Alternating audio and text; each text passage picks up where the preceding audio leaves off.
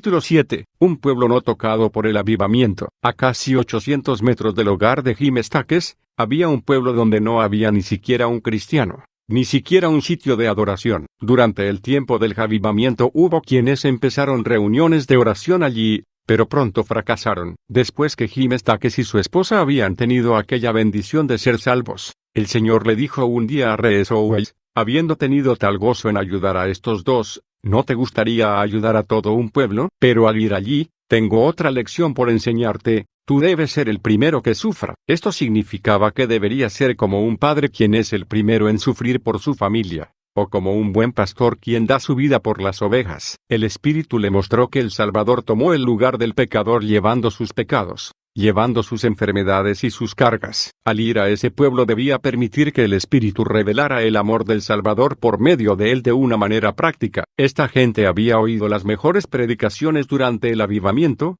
pero no habían sido alcanzados. El Espíritu estaba llevando a su siervo allí ahora para que fuera el primer sufriente, y todo aquel que estuviera en necesidad tendría derecho a que él le supliera la misma. Así que un domingo por la mañana el señor Owens, con su amigo Johnny Lewis, la señorita Elizabeth Anna Jones, quien más tarde llegó a ser la señora Owens, y otros jóvenes obreros cristianos que se habían unido a él, visitaron el pueblo. Nunca antes habían contemplado una vista como aquella. Había barriles de vino colocados al aire libre y la gente estaba bebiendo, apostando dinero y practicando todo tipo de juegos. El lugar había sido bautizado muy bien la caldera del diablo. El señor Owens declaró más tarde, yo tenía solamente un pensamiento, que el Espíritu Santo estaba yendo allí y que él tenía la autoridad para expulsar demonios y perdonar pecados. Y así resultó ser en el primer hogar que visitó. La mujer de la casa no quería que sus visitantes supieran que estaba horneando en domingo y dejó que el pan se quemara en el horno. Cuando el señor Owens supo esto,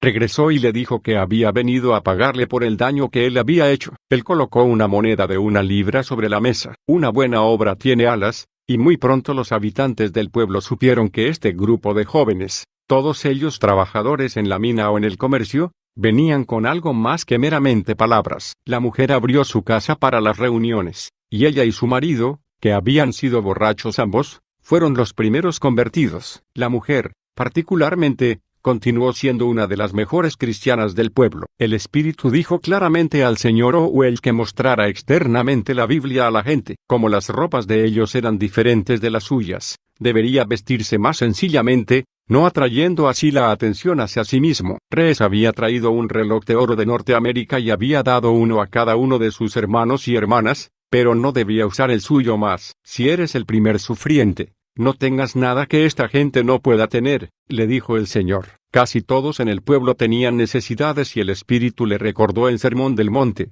al que te pida, dale. Cualquiera que se halle en necesidad, puede reclamar de ti, le dijo. Me has dado todo lo que tienes y te digo que todo esto es para la gente y ellos tienen tanto derecho a ello como tú. El gran comienzo surgió cuando el cabecilla de los borrachos se convirtió. Durante mucho tiempo, el señor Owens oró por él y solicitó una oportunidad de alcanzarlo. Este hombre podía ver el amor de Dios expresado hacia otros, pero todavía no lo había experimentado en sí mismo. La oportunidad llegó. Hubo algún problema fuera del pueblo y este hombre estaba involucrado. Iba a ser un caso para la corte. Entonces el Señor le dijo a R.S. Owens, ahora es tu oportunidad, ofrece solucionarle el caso. Así que llamó a la casa del hombre y le dijo, ¿se sentiría usted aliviado si este caso fuera arreglado fuera de la corte? Si las otras personas estuvieran dispuestas a aceptar una compensación, ¿le gustaría que la pagara por usted? El hombre se quedó mudo. Era un hombre de pies a cabeza, dijo Reyes, las meras palabras nunca lo alcanzarían, pero cuando vio el amor de Dios en esta forma,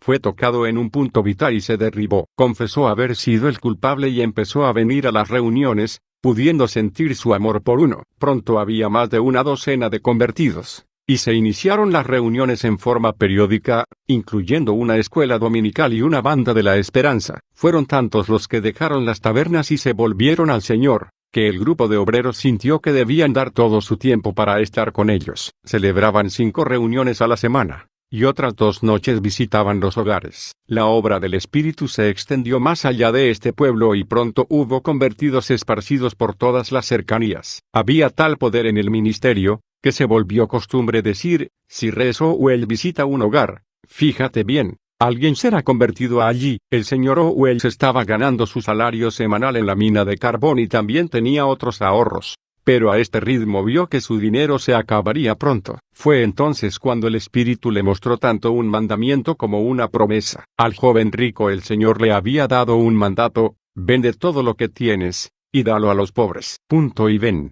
sígueme. Y a quienes así les seguían les prometió: no hay nadie que haya dejado casa, o padres, o hermanos, o mujer, o hijos, por el reino de Dios, que no haya de recibir mucho más en este tiempo. Reyes vio que si él daba 1 libra, el Salvador le decía que iba a recibir 100 libras. Podría ser verdad. Si lo era, esperaría ansiosamente por el día, cuando llegara a un punto de extrema necesidad. Pero, ¿era verdad? Eso fue lo que capturó su imaginación, no el hecho de estar sin dinero, sino la posibilidad de que ese dinero le fuese reemplazado por medio de las promesas. ¿Podría realmente suceder ese cambio y recibir el 100 por 1? Llegó el día cuando le quedaba su última libra. Entonces el Espíritu Santo le dijo: corta las cuerdas y toma las promesas. Fue un llamado directo para confiar en Dios. Pero siempre es más fácil hablar de tales cosas que realmente hacerlas. Había sido mucho más fácil dar 100 libras sacándolas de la abundancia, que partir con esta última libra y llegar al final de sus ahorros por primera vez en 15 años. Oh, cómo se compadecía de mí el diablo y qué argumentos me presentó, comentó Reyes. Me dijo que sería dar un paso en la oscuridad y que si había una convención o algo por el estilo, no podría ir a menos que tuviera esa libra ahorrada. Pero el Espíritu Santo me mostró que si Dios deseaba que fuera a alguna parte, Él seguramente proveería los recursos. El peligro es el siguiente: mientras que una persona tiene dinero, puede proceder sin consultar a Dios. Así lo hizo Jonás porque tenía dinero para pagar su pasaje e irse huyendo de él. De modo que no podemos ser siervos suyos realmente hasta tanto Él controle nuestros recursos. Fue así como dio el paso decisivo y aprendió la bendita verdad de que su necesidad era la oportunidad de Dios. Sus ojos fueron abiertos al hecho de que tenía derecho a que Dios le proveyera cuando no podía hacerlo por sí mismo. Tan seguramente como el Espíritu le había dicho que la gente del pueblo tenía derecho sobre su dinero para suplir sus necesidades, vio también ahora que él tenía derecho a que los recursos de Dios suplieran la necesidad suya. La primera semana su necesidad fue de 2 libras y pudo decirle al Señor en su oración que si las tuviera por sí mismo no habría venido a él. Solo le pedía al Señor que hiciera lo que yo habría hecho si tuviera el dinero y fuese para su obra. Recibí lo pedido y tuve mucho gozo al saber que había terminado con los recursos limitados del hombre y comenzado con los recursos ilimitados de Dios. Las promesas de Dios habían reemplazado al dinero guardado en el banco y se convirtieron en iguales a la moneda corriente para mí. No tenía que cargar más mi tesoro conmigo donde quiera que fuese, porque sabía dónde estaba el tesoro y cómo llegar a él. La mayor prueba en el pueblo vino cuando una huelga era inminente. La última había durado 8 meses, con grandes dificultades para los trabajadores. El señor Owell se dio cuenta que la próxima podría durar lo mismo. Cuando tenía esta carga pesando sobre él, el Señor le hizo una pregunta: ¿permitiría que el Espíritu Santo hiciera por esta gente del pueblo lo que él haría por su propia familia? La Biblia había prometido que el pan y el agua estarían seguros, que no faltarían. ¿Haría él esa promesa al pueblo y les daría pan, queso, té y azúcar? Sabía que los 2 tenderos le darían crédito, aunque no harían lo mismo con cualquier otra persona del pueblo. ¿Dejaría que la deuda llegase a 100 libras? Este era un desafío tremendo. ¿Cómo podía hacer tal cosa? No fue hasta el domingo por la noche, antes del momento en el cual debía empezar la huelga, que él llegó a una conclusión. Luego les dijo en la reunión: esta huelga puede durar 9 meses, pero ninguno de ustedes estará necesitado de lo que Dios ha prometido. No es necesario que ninguno esté atribulado o temeroso. La bendición que descendió aquella noche fue tan grande, dijo él, que tuvieron que terminar la reunión y salir al aire libre. Parecía que el canto ascendía al cielo y que los ángeles habían descendido para venir a nuestro encuentro. A la mañana siguiente sucedió que hallaron a un agnóstico muy conocido, quien inmediatamente comenzó a refunfuñar sobre la inutilidad de la iglesia y a hablar contra las autoridades de la mina como causantes de la huelga. Bien, ¿qué va a hacer usted mismo por la gente en sus sufrimientos?, le preguntó el señor Owens, y luego le comentó lo que el Señor le había hecho prometerles la noche anterior. El hombre se quedó mudo. Este era un cristianismo contra el cual no había argumento. Antes de que se pudiese recobrar, el muchacho vendedor de periódicos vino con la noticia de que la huelga había sido solucionada. Durante 3 años, Reyes Owell fue cada noche a ese pueblo, caminando más de 6 kilómetros de ida y vuelta. Esto lo hacía después de haber terminado su día de trabajo. El clima nunca lo hizo detenerse. Una noche, cuando llegó a casa empapado después de caminar bajo un aguacero, su padre comentó: «No hubiera caminado hasta allá esta noche ni por 20 libras». «Yo tampoco lo hubiera hecho por 20 libras esterlinas», respondió